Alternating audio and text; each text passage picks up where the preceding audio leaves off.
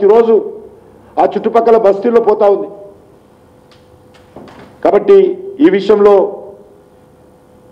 పశువులకు సంబంధించినటువంటి స్లాటరింగ్ అక్కడ ఆపాల్సినటువంటి అవసరం ఉంది. అదేవిధంగా కేంద్ర ప్రభుత్వము రాష్ట్ర ప్రభుత్వము అనేక రకాల చట్టాలు చేయడం జరిగింది. వాటన్నిటిని కూడా అమలు జరిగే విధంగా చూడాల్సినటువంటి బాధ్యత ఈ రాష్ట్ర ప్రభుత్వం మీద ఉన్నది. దానిపైన కూడా ఏ రకమైనటువంటి చర్యలు ఈ ప్రభుత్వం తీసుకోవడం లేదు. నేను గతంలో రాష్ట్ర ప్రభుత్వానికి ఒక 39 స్లాటర్ హౌసెస్ ఏవైతే ఇల్లీగల్ ఉన్నాయో వాటన్నిటిని కూడా నేను రాష్ట్ర ప్రభుత్వానికి ఉత్తర్వులు రాశాను. 39 స్లాటర్ హౌసెస్ ఇప్పుడు ఇందులో ఎన్ని పనిచేస్తూ ఉన్నాయి, ఎన్ని మూసేశారో రాష్ట్ర ప్రభుత్వం చెప్పాలి, ఎన్నిటి మీద చర్య తీసుకున్నారో చెప్పాలి. చాలా వివరాలతో నేను ఈ స్లాటర్ హౌసెస్ సంబంధించినటువంటి డాటా రాష్ట్ర ప్రభుత్వానికి, ముఖ్యమంత్రి గారికి, చీఫ్ సెక్రటరీ గారికి గతంలో రాయడం జరిగింది. వీటిపైన కఠినంగా చర్యలు తీసుకోవాల్సినటువంటి అవసరం ఉందనే విషయాన్ని ఈ సందర్భంగా మనవి చేస్తున్నాను.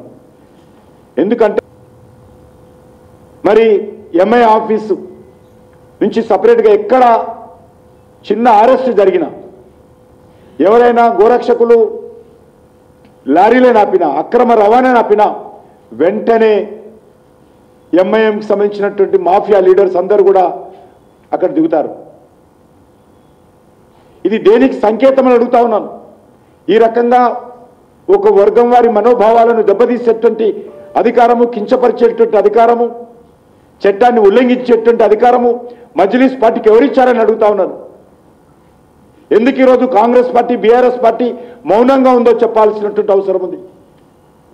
తుపాకులతోటి కాల్చే పరిస్థితి వచ్చిందంటే ఈరోజు పరిస్థితి ఎంత తీవ్రంగా ఉందో అర్థం చేసుకోవచ్చు. ఏ రకంగా ఈ ప్రభుత్వం మజ్లిస్ పార్టీ కనుసైగల్లో పనిచేస్తూ ఉందో అర్థం చేసుకోవచ్చు. ఈరోజు పూర్తిగా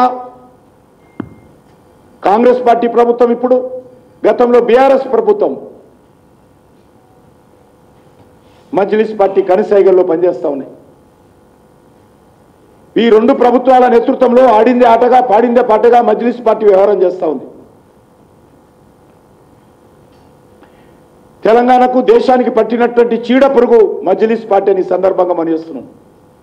మనకు స్వాతంత్రం రాకముందు నుంచి కూడా, నిజాం టైం నుంచి కూడా మనకు ఈ యొక్క మజ్లిస్ పార్టీ, నాటి రజాకారులు ఆనాడు పెట్టినటువంటి పార్టీ, మరి ఈరోజు వరకు కూడా హిందువుల మనోభావాలతో చెలగాట మాట ఏదైతున్నదో మంచిది కాదనే విషయాన్ని ఈ సందర్భంగా నేను మనవి చేస్తున్నాను. మజ్లిస్ పార్టీ హైదరాబాద్ నగరంలో ఒక రాజ్యాంగేతర శక్తిగా ఎదుగుతా ఉంది.